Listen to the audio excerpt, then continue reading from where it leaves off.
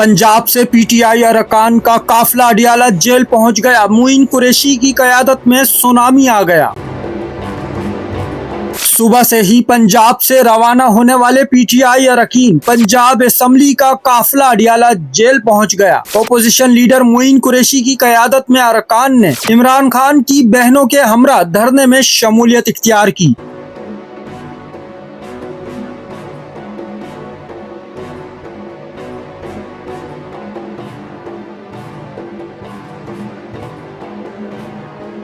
पंजाब से आने वाले कारकुनों की बड़ी तादाद धरने की जगह पर जमा है और माहौल इंतहाई सनसनीखेज बन गया है। ये मंजर सियासी हलचल और जोशो खरोश की अलामत बन चुका है, जिसे देखने के लिए अवाम की बड़ी तादाद भी मौजूद है। अब देखते हैं ये धरना किस रुख की जानिब बढ़ता है। कमेंट में अपनी कीमती राय जरूर दें।